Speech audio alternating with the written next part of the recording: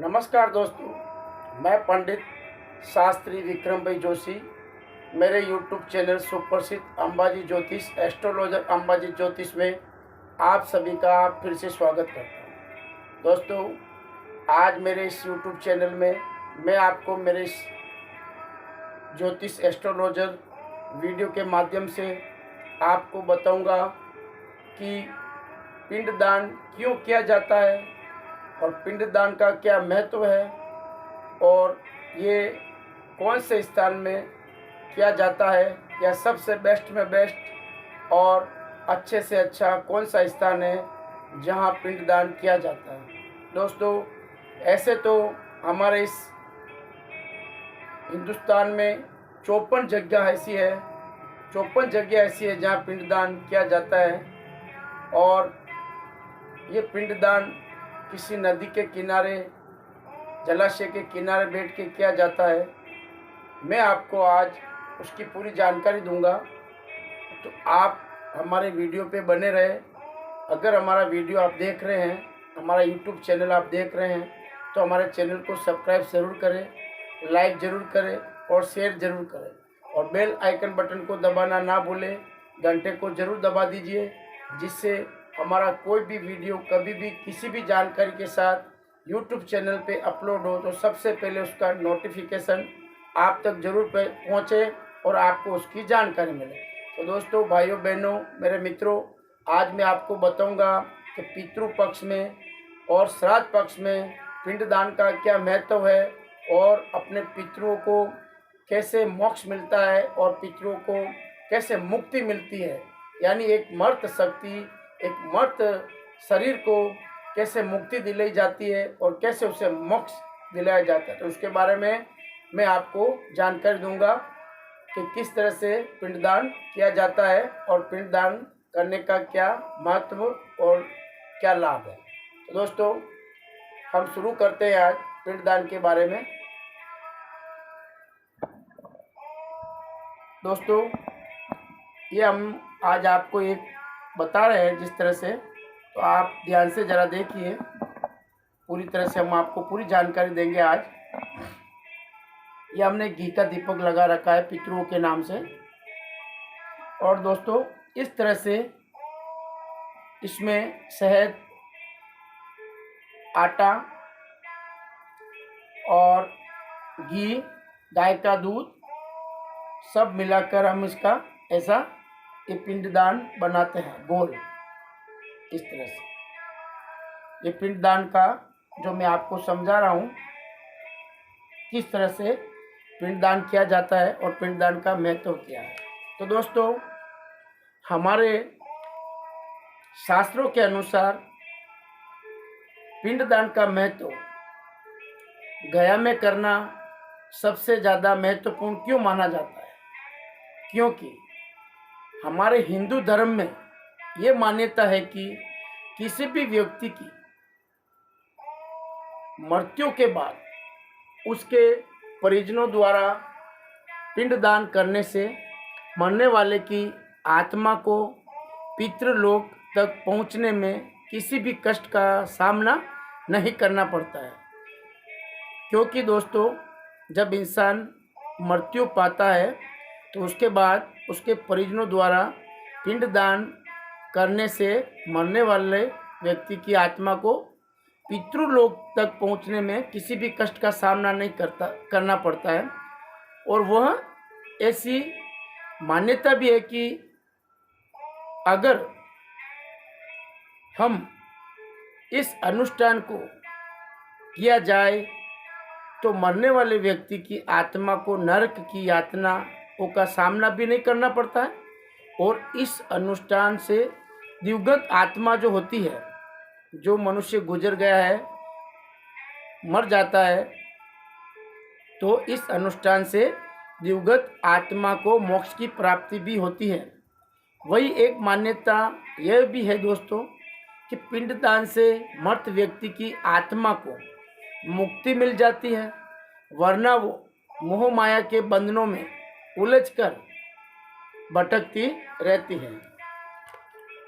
पिंडदान कब किया जाता है और पिंडदान का क्या महत्व है। और पिंडदान कहाँ और क्यों करना आवश्यक है, इन प्रश्नों का भी उत्तर है। पिंड का अर्थ है दोस्तों गोल, पिंड का अर्थ है गोल, और दान का अर्थ ये है कि किसी को उसकी उपयोग की वस्तु देकर वापस ना लेना पूर्वजों की मुक्ति हेतु किए जाने वाले दान को पिंडदान कहा जाता है। तो इस तरह से ये गोल पिंड कहा जाता है दोस्तों, इनको पिंड बोला जाता है। और पिंडदान का जो महत्व है वो आप ऐसे सब लोग जानते हो, लेकिन फिर भी मैं आपको वापस एक बार बता देता हूँ। पिंडदान का महत्व है कि पिंड दान कहाँ और क्यों करना आवश्यक है।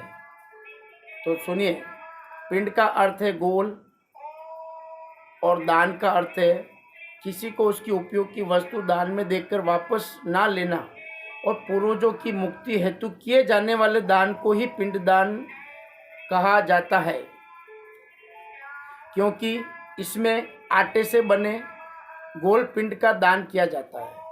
चावल, गाय के दूध, घी, शक्कर और शहद को मिलाकर तैयार किए गए पिंडों को श्रद्धा भाव से पितरों को अर्पित करना ही पिंडदान कहलाता है। जैसा कि हम सभी जानते हैं कि हिंदू धर्म में प्रत्येक जीव जंतु का अपना एक महत्व है और उनमें देवी देवताओं का वास भी माना जाता है। इसलिए दोस्तों, पिंडदान और श्राद्ध के समय गाय को भोजन अवश्य कराया जाता है और कौवों को भी पितृ का रूप मानने के साथ ही वह यमदूत का संदेशवाहक भी कहा जाता है। इसलिए कौवों को भी भोजन करवाया जाता है। और इसी तरह अतिरिक्त भी, जैसे कि इससे अतिरिक्त भी जैसे कुत्तों को भी भोजन करवाया जाता है, भोजन खिलाया जाता है, क्योंकि मान्यता है कि वे भी यम के साथ रहा करते थे और उनके साथ थे। उनके भाद्रपद के महीने के कृष्ण पक्ष के जो 15 दिनों का श्राद्ध पक्ष कहा जाता है, इन्हीं दिनों में लोग अपने पूर्वजों की मृत्यु तिथि पर श्राद्ध संपन्न कराते हैं। कि दोस्तों, जो भाद्रपद महीने के कृष्ण पक्ष के जो 15 दिन होते हैं वो श्राद्ध पक्ष कहलाया जाता है। इन्हीं दिनों में लोग अपने पूर्वजों की मृत्यु की तिथि पर श्राद्ध संपन्न कराते हैं। ऐसा माना जाता है कि इन दिनों अगर श्राद्ध किया जाए तो परिजनों द्वारा किया गया पिंडदान सीधे उनके पूर्वजों तक पहुंच जाता है। शास्त्रों और पुराणों के अनुसार पिता की मृत्यु के बाद मुक्ति के लिए पुत्र द्वारा पिंडदान करने का विधान है। पिंडदान और श्राद्ध कर्म के अभाव में जहाँ पिता की आत्मा को मोक्ष नहीं मिलता, वहीं पुत्रों को भी अपने पितृ ऋण से छुटकारा नहीं मिल पाता है। यही कारण है कि पिंडदान को पुत्र को उसका कर्तव्य कहा गया है। तो दोस्तों, आत्मा की मोक्ष के लिए पिंडदान कराया जाता है। और दोस्तों, पुत्र को उसका कर्तव्य कहा गया है कि पुत्र द्वारा पिता के आत्मा की शांति और मोक्ष के लिए पिंडदान किया जाता है। अच्छा, शास्त्रों में अपने ऐसा भी पिंडदान के लिए पुत्र के साथ साथ अपने पोत्रों का भी उल्लेख मिलता है, क्योंकि उनके पोत्रों द्वारा भी श्राद्ध पक्ष में और पिंडदान कराया जा सकता है। तो पुराणों के अनुसार जब दाह संस्कार के बाद तीसरे दिन को उठावना या तीसरा कहते हैं, 10वें दिन मुंडन करवाकर शुद्धि और शांति कर्म किया जाता है। तथा दोस्तों, 12वें दिन पिंडदान आदि कर्म करने के बाद 13वें दिन में मृत्यु भोज का आयोजन किया जाता है। इन सभी कार्यों के पूर्ण होने के पश्चात 1.25 महीने का कर्म होता है। और फिर वर्षी मनाई जाती है। फिर मृतक को श्राद्ध में शामिल कर उसकी तिथि पर श्राद्ध मनाते हैं। 3 साल बाद गया में उसका पिंडदान करके उसे मुक्ति पाई जाती है। इन दिनों में होने वाले इन सभी कार्यों के पीछे धार्मिक मान्यताओं के साथ साथ वैज्ञानिक कारण भी छुपे हुए हैं दोस्तों। अब वैज्ञानिक कारण और वैज्ञानिक मान्यताओं के अनुसार क्या होता है कि जब मृत व्यक्ति का दिमाग 3 दिन तक सक्रिय रहता है, ये विज्ञान के अनुसार, मान्यताओं के अनुसार कहा जाता है, तो वही अपनी धार्मिक जो मान्यता होती है, तो धार्मिक मान्यता भी यही कहती है कि मृत व्यक्ति की चेतना अधिकतम 3 दिन में लुप्त हो जाती है और आत्मा नया जन्म ले लेती है। यदि ये क्रिया 3 दिन में ना हो सकी तो वो आत्मा 13वें दिन में या 1.25 महीने में दूसरा जन्म ले लेती है, और यदि तब भी ऐसा नहीं हो सका तो वर्ष भर भी लग सकता है दोस्तों, और तब तक वो आत्मा पितरों में सम्मिलित हो जाती है। अगर उनका पिंडदान, उनका कार्य जल्दी से नहीं किया जाएगा तो वो उनकी आत्मा पितरों में सम्मिलित हो जाती है। इसलिए आत्मा की मुक्ति हेतु गया में श्राद्ध और पिंडदान करने का प्रावधान बनाया गया है। गरुड़ पुराण के अनुसार व्यक्ति के मरने के बाद एक लंबी यात्रा वो करता है और पिंडदान करने से उसे आगे बढ़ने में शक्ति मिलती है। देश में पिंडदान के लिए हरिद्वार, गंगा सागर, जगन्नाथपुरी, कुरुक्षेत्र, चित्रकूट, पुष्कर, बद्रीनाथ, चाणोद, नासिक ऐसे कुल 55 स्थानों को ऐसा महत्वपूर्ण माना गया है कि वे विभिन्न शास्त्रों और पुराणों में पिंडदान करने के लिए इनमें से 3 स्थानों को सर्वश्रेष्ठ माना गया है। जो 55 स्थान हैं उनमें से 3 स्थानों का समझो ऐसा उल्लेख है कि उनको बहुत सर्वश्रेष्ठ पिंड दान माना गया है। वहाँ पे वो है पवित्र स्थान बद्रीनाथ के पास स्थित ब्रह्म कपाल, हरिद्वार में है नारायणी शिला, और बिहार की राजधानी पटना से 100 किलोमीटर की दूरी पर एक गांव है जिसका नाम है गया। ऐसी मान्यता है कि दोस्तों बिहार के गया में पूर्वजों का पिंडदान किया जाए तो उन्हें सीधा मोक्ष की प्राप्ति मिलती है और सीधी मोक्ष की प्राप्ति होती है। इसलिए गया में जो पिंडदान को एक विशेष महत्वपूर्ण जो दिया गया है, कहते हैं कि जिस व्यक्ति का पिंडदान यहाँ हो जाता है उसकी आत्मा को बहुत ही सरलता से शांति मिल जाती है और मोक्ष मिल जाता है। गया में पिंडदान इस कारण ही किया जाता है क्योंकि गया को भगवान विष्णु का नगर भी माना गया है, और उसके बाद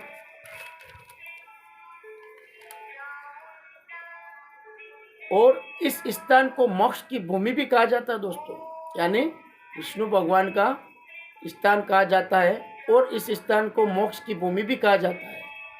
विष्णु पुराण के अनुसार जिन लोगों का श्राद्ध यहाँ सच्चे हृदय से किया जाता है वो मोक्ष को प्राप्त हो जाते हैं। ऐसा इसलिए भी कहा जाता है क्योंकि गया में भगवान विष्णु जी भी स्वयं ही पितृदेवता के रूप में विराजमान है।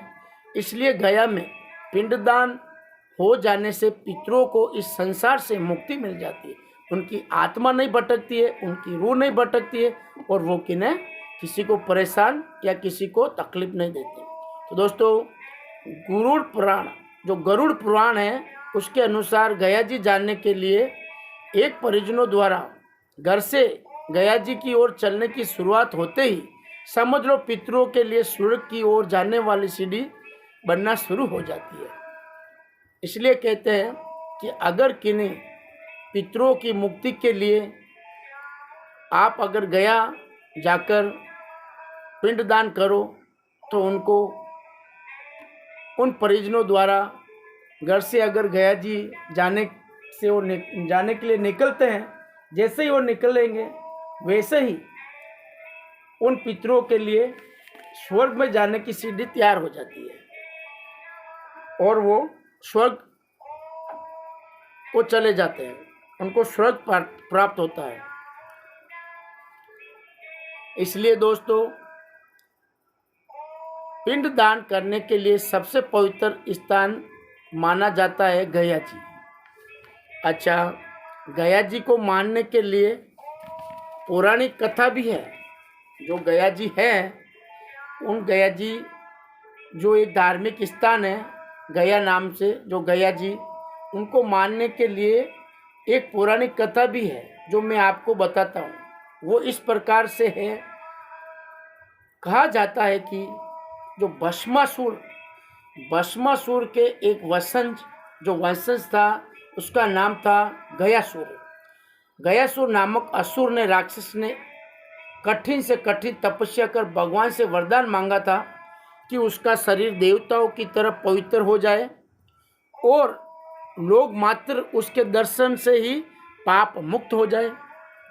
उससे ये वरदान तो मिला था, लेकिन उस वरदान का ऐसा दुष्परिणाम भी हुआ कि लोग भयभीत होकर पाप करने लगे और गयासुर के दर्शन कर लेने मात्र से पाप मुक्त होने लगे।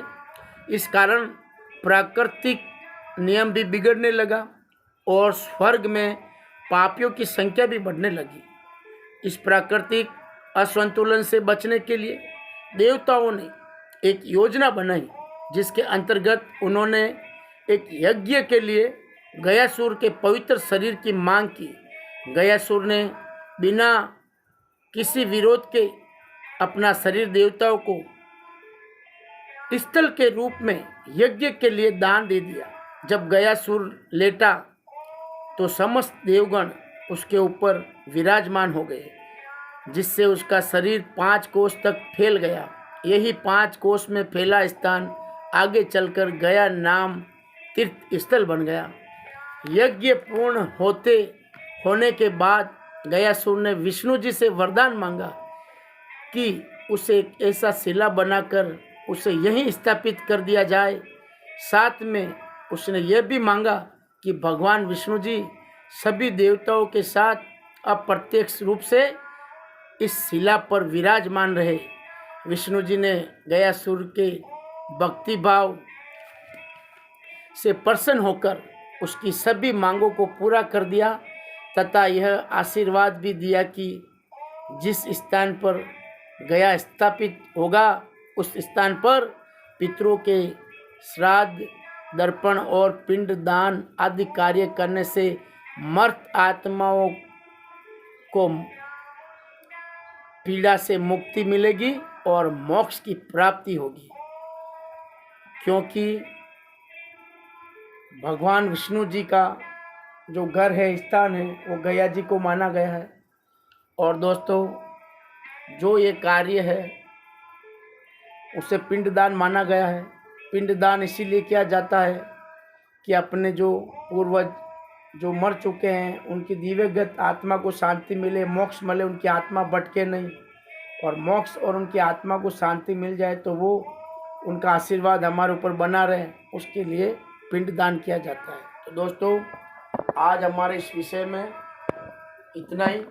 ये था पिंडदान क्यों किया जाता है और पिंडदान कहाँ करना चाहिए और कौन से ऐसे 4 स्थान हैं जहाँ बहुत ही महत्वता दी गई है पिंडदान करने के लिए, और ऐसे कई स्थान हैं जहाँ पिंडदान किया जाता है सर्वोपरि निरालय। और दोस्तों, हमारे इस विषय में आज इतना ही। नमस्कार। जय माता जी, जय माता रानी, जय माता रानी वैष्णो।